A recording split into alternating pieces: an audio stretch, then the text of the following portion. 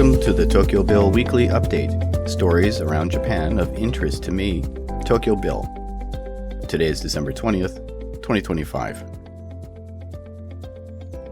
The Berlitz General Union is continuing its strike actions this week, following multiple collective bargaining sessions since November. They held a leafleting session in front of Berlitz Japan HQ in Shinjuku on November 29th.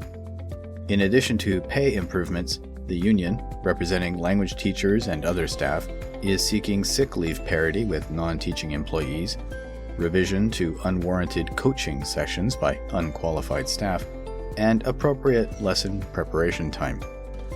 Parent union organization Tozen has been enjoying other successes in its efforts to improve conditions for workers in Japan, including a November 27th Tokyo court ruling in favor of a French teacher forced to work extra hours without compensation. An experiment by Kagawa University shows that a simple greeting from store staff is the best way to prevent shoplifting, more effective than behavioral science tactics known as shikakeology, which aims to change behavior using psychological triggers. Professor Tomo Okubo has worked since 2010 to develop shoplifting prevention strategies and created a store greeting manual for staff to use when they see suspicious behavior. Shikakeology uses methods like signs and posters to influence behavior, but during the experiment, when students hid items in their bags, those greeted by staff were most likely to hesitate to shoplift. Stimuli such as security signage or anxiety-inducing sounds and lighting had less effect. Professor Okubo urges staff to actively interact with customers to deter shoplifting effectively. The Yamaguchi-gumi, Japan's largest crime syndicate, held a meeting on December 13th in Shizuoka City's Shimizu ward. This gathering likely marked their traditional year-opening ritual, the Koto Hajime ceremony, at the Shimizu Ikka office, a local affiliate. Senior bosses, including Kenichi Shinoda and Teruaki Wakagashira Takeuchi, were observed entering the building, with police monitoring the event to confirm the attendance of key figures. Due to restrictions on using their headquarters in Kobe after a split with the offshoot Kobe Yamaguchi-gumi, the Yamaguchi-gumi has resorted to holding this annual meeting at an office in Hamamatsu City during this time of year. Interdisciplinary research, which involves working across multiple fields, is effective for boosting productivity and solving complex social and technological issues. However, Japan is far behind as compared to other countries. A survey by science publishers The Science News and Elsevier found Japan had the lowest proportion of interdisciplinary research amongst 12 nations studied. Diversity of co-authors and cited papers were only above average in 3 areas of the United Nations Sustainable Development Goals: gender equality, industry, innovation and infrastructure, and climate action. Apparently, Japan's strict disciplinary boundaries and independent research units tend to hinder interdisciplinary efforts. To improve, strategic initiatives must tackle communication, organizational culture, and funding challenges. The government will require foreign real estate buyers to disclose their nationality starting in fiscal 2026. This measure aims to provide clarity on who is acquiring land and includes condominium purchases, forests, and significant land areas. Buyers must present identification, such as a passport, during registration. The current system does not require nationality disclosure, but revisions to ministerial ordinances will enable this change. Additionally, the government seeks to prevent foreign buyers from using domestic companies for acquiring land considered strategically important, such as border islands or adjacency to defense bases. Nationality disclosure will also apply to company representatives involved in specific regulated transactions. A real estate registry database is being developed to facilitate information sharing among ministries, although nationality information will remain private. Many Japanese companies are using satellite images and artificial intelligence to find abandoned houses for sale as the country faces an increase in deserted homes. Startup Where Incorporated offers a service that uses AI to identify aging roofs in satellite photos. One rental property owner used this service to locate a 2-story house abandoned for over 10 years and purchased it for just 1 yen. Before this service, he had to do painstaking research through local agents and sites himself. Japan has about 9 million abandoned houses as of 2023. Where claims their AI technology can also find land for parking lots or solar panel sites. Since launching its service in 2024, Where has gained around 50 client companies, aiming to help them utilize untapped real estate.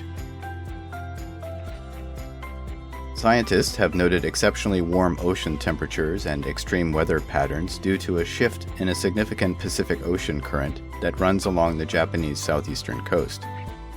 The Kuroshio current typically moves north along Japan but has recently shifted position, displacing fish populations and affecting local fisheries. Changes include a major shift in the current's northern edge, leading to unprecedented temperature increases. Salmon, sauri, mackerel catches, and even kombu seaweed harvests have dropped significantly, impacting food supply and market prices. The ongoing concern is to what extent these changes stem from natural cycles or climate change, and whether the Kuroshio will continue to extend further. Researchers view these events as crucial for understanding future ocean changes related to climate dynamics. The introduction of Black Friday sales in Japan has significantly increased revenue for retailers, notably a 7.5% rise in total sales for supermarket chain Aeon Retail, marking the most substantial growth in 13 years for the month of November. However, this surge is putting pressure on delivery companies, particularly Sagawa Express, which has experienced nationwide shipping delays and service suspensions due to capacity overload from the overlap of Black Friday and the year-end gift-giving season. Professor of Economics and Logistics Takuma Matsuda from Kanagawa University points out that labor shortages and new regulations limiting driver overtime are the real factors at play. He suggests couriers need to enhance their efficiency and improve driver benefits, but in the meantime, consumers may simply have to bear higher delivery costs. Japan's Ministry of Defense plans to impose penalties on Kawasaki Heavy Industries for falsifying fuel efficiency data of diesel engines used in various marine vessels, including approximately half of Japan Marine Self-Defense Force submarines. A suspension on new contract bidding is expected to last approximately 2.5 months, attributed to multiple falsifications over the last 20 years. The Defense Ministry notes there is no compromise of submarine safety. Kawasaki Heavy's role in defense procurement, including contracts worth US $4 billion for fiscal 2024, places it at risk of hindering Japan's defense capabilities. The firm has previously received warnings and suspensions for scandals, including a slush fund and bid rigging issues. Major food producer Ajinomoto has been ordered to pay penalty taxes for its overseas operations. The Tokyo Regional Taxation Bureau claims the company underreported about $96 million over 3 years and has imposed about $15 million in additional taxes. The tax authorities stated that Ajinomoto failed to report income from a Thai affiliate, which they believe is under Ajinomoto's control, contrary to the company's claims. Additionally, the authorities rejected Ajinomoto's accounting of extraordinary losses from a Nigerian subsidiary.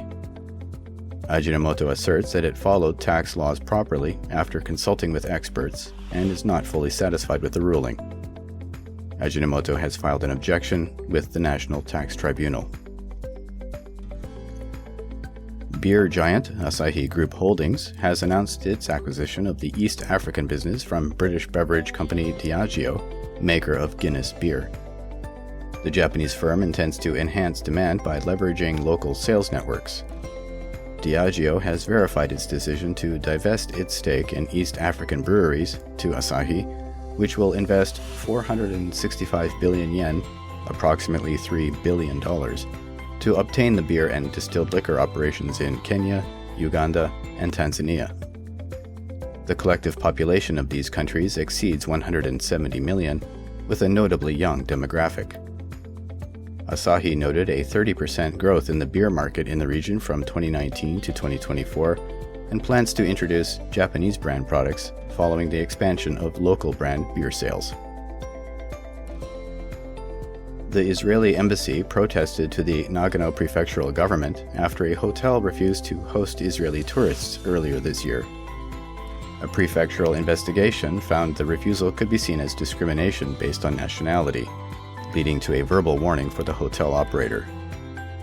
The complaint resulted following an Israeli travel agency inquiring about bookings in October, and during the back-and-forth discussions, the hotel expressed dissatisfaction about Israel's actions against Palestinians, apparently referencing recent actions in Gaza. The embassy requested an investigation under the hotel business law. The prefecture confirmed the refusal of service, noting that the hotel had previously accepted Israeli guests. Israeli Ambassador Gilad Cohen expressed appreciation for the government's response to discrimination against its people. That brings us to the end of news items for the week ending December 20th. These and other stories, and any local craft beer events going on around the Tokyo area, you can read at theTokyoBill.com, along with links to the original stories and my merch store. I've been, and remain, Tokyo Bill. Thank you for listening, and take care.